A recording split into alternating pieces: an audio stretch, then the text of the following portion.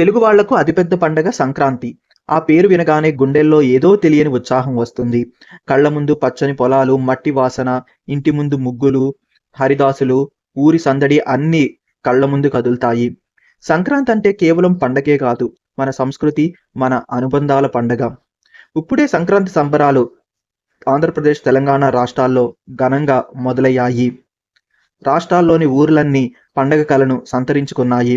పట్టణాల్లో పనిచేసుకుంటూ, చదువుకుంటూ, ఉద్యోగాల్లో మునిగిపోయిన వాళ్ళంతా ఈసారి తప్పకుండా ఊరు వెళ్ళాలి అన్న నిర్ణయంతో అందరూ ఊరు బాట పట్టారు.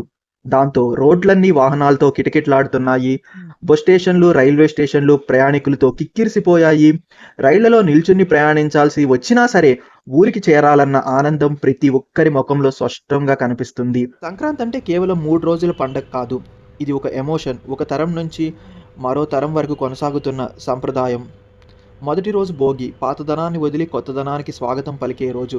ఇంటి ముందు భోగి బంటలు వేసి చిన్నపిల్లల ఆనంద కేకలు, పాత సామాన్లు కాలిపోతుంటే కొత్త ఆశలు మనసులో పుడతాయి.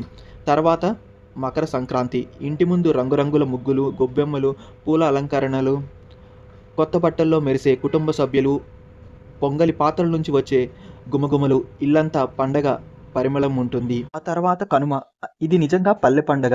రైతుకు, పశువులకు అంకితమైన రోజు. ఎద్దులకు స్నానం చేయించి, కొమ్ములకు రంగులు వేసి, పూలు కట్టే ఆ దృశ్యము తెలుగు గ్రామీణ సాంస్కృతిక ప్రతీకగా నిలుస్తుంది.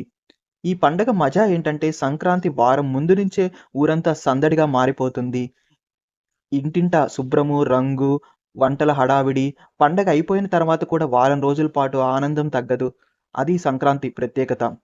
సొంత ఊర్లకు వెళ్ళటం, అల్లుళ్ళు అత్తగారింటికి చేరటం, బంధువులు ఇంటికి పిలుపులు, మర్యాదలు, ఆప్యాయతలు, ఇల్లంతా అరిసెలు, గారెలు, సున్నుండలు, చక్కెర పొంగలి వాసనలతో నిండిపోవటము, కోడి పందాలు, గుళ్ళాట్లు, ఎద్దుల పందాలు, పిల్లల కేరింతలు, ఆకాశమంతా రంగులు గాలిపటాలతో నిండిపోవటము.